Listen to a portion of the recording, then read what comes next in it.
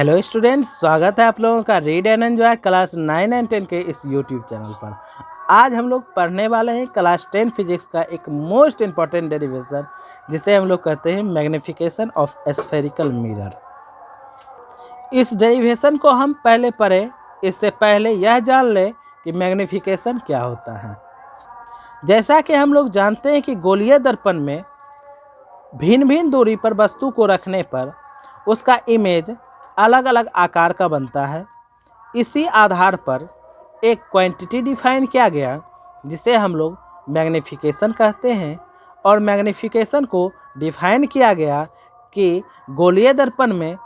प्रतिबिंब की ऊंचाई और वस्तु की ऊंचाई का जो अनुपात होगा वही अनुपात हमारा मैग्निफिकेशन कहलाएगा। इस आधार पर मैग्निफिकेशन को हम लोग स्मॉल m के द्वारा डिनोट करते हैं, और एज अ डिफिनेशन हम लोग उसका सूत्र लिखते हैं HI/HO। HI का अर्थ है हाइट ऑफ इमेज बटा हाइट ऑफ, HO का मतलब है हाइट ऑफ ऑब्जेक्ट। ये तो हमारा डिफिनेशन से हमारा निकाला हुआ फार्मूला है, लेकिन इसके अलावा भी एक यूज़ में आता है फार्मूला, जिसे हम लोग ड्राइव्ड करते हैं, जिसे हम लोग नीचे ड्राइव्ड करने वाले हैं। अभी जस्ट हम इस फार्मूला को जान ले कि इसके लिए जो फार्मूला हम ड्राइव्ड करते हैं वो रिजल्ट आता है -v/u, जिसे कि हम लोग स्फेरिकल मिरर के द्वारा ड्राइव्ड करते हैं। स्फेरिकल मिरर चूँकि दो प्रकार का होता है, कॉनकेव और कॉन्वेक्स, तो इसे मैं पहले कॉनकेव में प्रूव्ड कर रहा हूँ, पुनः इसे कॉन्वेक्स में भी इस डेरिवेशन को हम लोग प्रूव्ड कर देंगे। इसके लिए हम सबसे पहले अवतल दर्पण में रे डायग्राम का यूज करते हैं। इसके लिए हम AB एक अवतल दर्पण लेते हैं, और हमारा अवतल दर्पण के ज्योमेट्रिकल एक मिड पॉइंट होता है जिसे हम लोग पोल कहते हैं, जिसे मैंने यहाँ पर P के द्वारा डिनोट किया हूँ।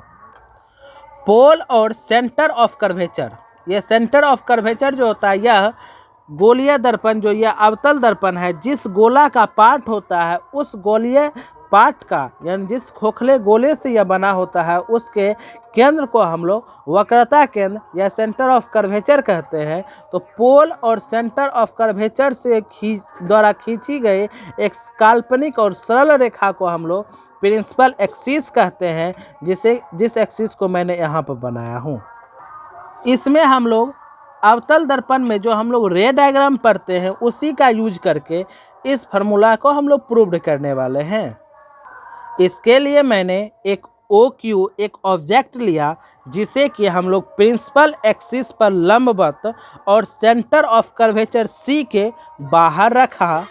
और इसका इमेज ड्रॉ करने के लिए हम इसके OQ का Q वाला जो पार्ट है, यानी इसके शीर्ष पर जो Q जो है, इससे हम लोग दो रे इस मिरर पर इंसिडेंट कराते हैं। चूँकि हम लोग जानते हैं कि किसी भी गोलीय दर्पण में जब इमेज ड्रॉ की बात आती है तो मिनिमम 2 रे की आवश्यकता पड़ती है। इसी वजह से हम लोग यहाँ पर यह Q पॉइंट से होकर 2 रे हम लोग इस मिरर पर गिराने वाले हैं या इंसिडेंट कराने वाले हैं। पहला हम लोग इंसिडेंट कराने वाले रे जो है, ये रे हम P यानी पोल पर डाला, और जानते हैं कि पोल पर जितना डिग्री पर के कोण पर यह एंगल ऑफ इंसिडेंट बनाता है, उतना ही कोण पर रिफ्लेक्शन वाला पार्ट लौट के चला जाता है। यानी angle of incident and angle of reflection जो होता है, यह एक दूसरे के इक्वल होकर यहाँ पोल से होकर चली जाती है। और यहाँ जान ले कि हमारा नॉर्मल का काम जो होता है यह प्रिंसिपल एक्सिस ही कर रहा होता है। इसकी वजह यह है कि हमारा यह प्रिंसिपल एक्सिस जो होता है यह C से होकर जाता है, और हम लोग जानते हैं कि मैथमेटिक्स के थ्योरम के अनुसार से जब कोई वृत्त होता है तो वृत्त के सेंटर से होकर जाने वाला कोई भी त्रिज्या उसके सतह पर एक लंब का काम करती है। तो यहाँ सेंटर से होकर यह स्ट्रेट लाइन गुजरती है, तो इस सतह पर लंब होती है। और हम लोग जानते हैं कि नॉर्मल जो होता है, जिस पॉइंट पर यह इंसिडेंट रे होती है, यानी इंसिडेंट पॉइंट जहाँ पर होता है वहीं पर हम लोग एक नॉर्मल ड्रॉ करते हैं, और नॉर्मल का भी काम यहाँ पर हमारा प्रिंसिपल एक्सिस ही कर गया, इसलिए आसानी से हमारा आई और आर भी हम लोग पहचान लिए। यहाँ पर देखिए कि हमारा यहाँ से क्यू निकला हुआ था, तो यहाँ इधर होते हुए अब ये रे इधर चला गया, और जैसा कि हम लोग जानते हैं दो रे की आवश्यकता होती है, इसलिए रे डायग्राम के अनुसार से हम क्यू से होकर एक और रे इंसिडेंट कराते हैं इस मिरर पर, जो कि हमारा यह सी से होकर जाता है, और सी से होकर जाने वाले रे हम लोग जानते हैं कि वह पुनः उसी पथ पर लौट जाती है, उसी पाथ पर लौट गई, और लौटने का कारण यह हुआ कि हम लोग जानते हैं कि सी से होकर जाने वाले, यानी यह त्रिज्या वाला पार्ट हुआ, क्योंकि यह एक गोलाकार सतह होता है, तो यह त्रिज्या का काम कर रहा है, क्योंकि ये जो है यह सेंटर से होकर जो जाता है यह यहाँ पर 90 डिग्री का कोण बनाता है, और जानते हैं कि 90 डिग्री पर जब गोलीय दर्पण में कोई रे इंसिडेंट होती है तो वह पुनः उसी पाथ पर लौट जाती है। इसी वजह से सी से होकर आने वाले रे पुनः इसी पाथ पर लौट गए। अब इसमें हम लोग दो ट्रायंगल को ढूंढते हैं। तो पहला ट्रायंगल हमारा है ओ क्यू पी, और दूसरा ट्रायंगल है हमारा O dash Q dash P. इन दोनों ट्रायंगल का ढूंढने का कारण ये है क्योंकि हम इन दोनों ट्रायंगल में देखते हैं कि हमारा इसका लॉ ऑफ रिफ्लेक्शन के अनुसार से यहाँ पर जो कोण आई बना और इसमें जो कोण आर बना, ये पहला लॉ ऑफ रिफ्लेक्शन के अनुसार से इन दोनों ट्रायंगल ओ क्यू पी और O dash Q dash P में ये दोनों एक दूसरे के इक्वल है। और दूसरा हम लोग एंगल देखते हैं कि यह प्रिंसिपल एक्सिस पर लंबवत था, तो यहाँ पर भी 90 डिग्री का कोण बना रहा था, और यहाँ पर भी ये 90 डिग्री का कोण बना रहा है। और हम लोग जानते हैं मैथ में कि ए समरूपता से कि जब दो ट्रायंगल का जब मिनिमम दो कोण एक दूसरे के इक्वल हो जाता है तो वो ट्रायंगल एक दूसरे के समरूप हो जाते हैं, यानी एक दूसरे के सिमिलर ट्रायंगल हो जाते हैं। इस वजह से मैंने यहाँ पर लिखा हूँ कि हमारा यहाँ पर जो दोनों ट्रायंगल लिया था ओ क्यू पी और ओ डैश क्यू डैश और पी, यहाँ पर एक दूसरे के यह सिमिलर ट्रायंगल है, यानी एक दूसरे की यह समरूप ट्रायंगल है। और मैथमेटिक्स के अनुसार से हम लोग यह जानते हैं कि जब दो ट्रायंगल ए समरूपता के अनुसार से जब सिमिलर हो जाए तो उन दोनों ट्रायंगल का कॉरस्पॉन्डिंग साइड एक ही रेशियो में इक्वल हो जाता है। यहाँ पर ध्यान दीजिएगा कि यहाँ पर जो ये ट्रायंगल है इसका corresponding side O dash Q dash है, तो यहाँ पर इसका कॉरस्पॉन्डिंग साइड ओ क्यू है। इस वजह से O dash Q dash by O Q जिस रेशियो में इक्वल होगा उसी रेशियो में इस ट्रायंगल का पी ओ डैश और पी ओ इक्वल हो जाएगा। इसी वजह से यहाँ पर मैंने इक्वेशन लिखा हूँ कि हमारा यहाँ पर O dash Q dash by O Q equal है P O dash equal by P O के। यहाँ पर मैंने उसी चीज़ को लिखा हूँ। अब हम लोग ये जो इक्वेशन लिखे हैं इसमें हम लोग इस फिगर के अनुसार से देखेंगे और साइन कन्वेंशन के अनुसार से हम यहाँ पर O dash Q dash O Q P O dash और पी ओ का हम लोग इसमें डिस्टेंस रखने का काम करेंगे। तो हमारा पहला डिस्टेंस आता है ओ डैश क्यू डैश। तो हम लोग फिगर में देखते हैं कि ओ डैश क्यू डैश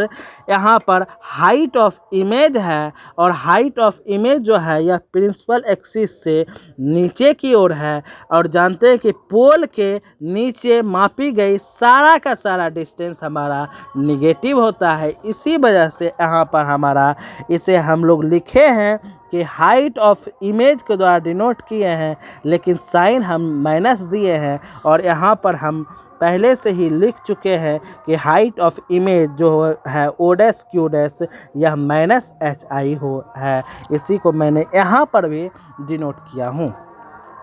यहाँ दूसरा हम लोग डिस्टेंस देखने का प्रयास करते हैं या हाइट देखने का प्रयास करते हैं, तो दूसरा हाइट है हमारा ओ क्यू, और ओ क्यू हमारा हाइट ऑफ ऑब्जेक्ट है। इस वजह से इसको मैंने एच ओ के द्वारा डिनोट किया हूँ। और चूंकि यह पोल